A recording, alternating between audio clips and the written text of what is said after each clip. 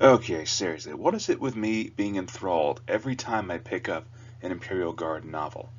Like, seriously, every time I pick one up, whether it's part of a series or whether it's just a standalone novel, my brain is always going,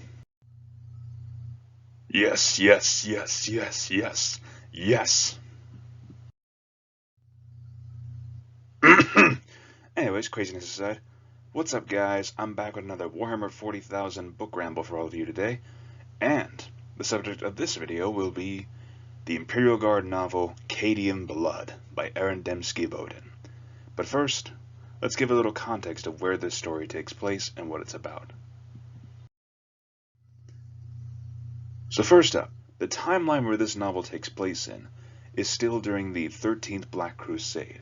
So by this time, Cadia itself has not fallen yet, but it is still in the throes of war as it is continuously being attacked by the forces of Chaos, being led by Abaddon the Despoiler and his Black Legion of Chaos Space Marines. So during this time, as Cadia is being assaulted, the Cadian 88th Regiment is called away from the front lines of their homeworld to help to retake a shrine world of Cather. Now the reason why it is a shrine world is because it contains the holy remains of a saint that was apparently around during the time of the Great Crusade, back when the Emperor and the Primarchs were all in their prime and the Horus Heresy had not occurred yet. So, the reason the Cadians are called away is because there is a massive plague that is sprouting all over the planet, as they call it, a plague of unbelief. So this first starts off as a soldiers fighting plague zombies story, but it rapidly escalates into them actually fighting off against the Chaos Space Marine Legion known as the Death Guard, whom are servants to the Chaos God Nurgle. And as you can see, these things are walking disease-ridden abominations and should all be perished in holy fire.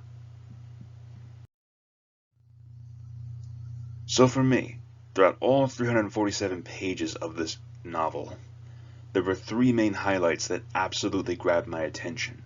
First of all, plague zombies. I did not know that I needed a story where you had regular troops fighting off massive hordes of plague zombies, but I got it in this book. Secondly, I hear a lot of how the Cadians are absolute elites when it comes to the Astra Militarum, but in this novel we really see it firsthand, with the Cadians kicking massive amounts of ass from both plague-infected zombies and even Chaos Space Marines. Hell, at one point you have Captain Thade and one of his fellow troops taking on a dreadnought, which is essentially a massive space marine in a suit of armor like a walking coffin. And these two regular humans managed to take on this walking suit of absolute destruction and managed to actually take it out by themselves without the assistance of space marines, which really goes to show Cadians are not all talk and they can really kick some serious amounts of ass. But number three, now this is just a minor thing, but it really burned a highlight because it's the Death Guard. Typhus appears. For those of you who don't realize who he is, Typhus is essentially the first lieutenant of the Death Guard. He is essentially the herald of Nurgle. Like, he was the main reason the Death Guard even became corrupted by Nurgle in the first place. So to have him coming around was definitely a treat. And it really helps me to see how much of a threat Typhus himself really is, especially with his massive scythe weapon and the sheer presence that he exudes with his psychic might as a herald of Nurgle.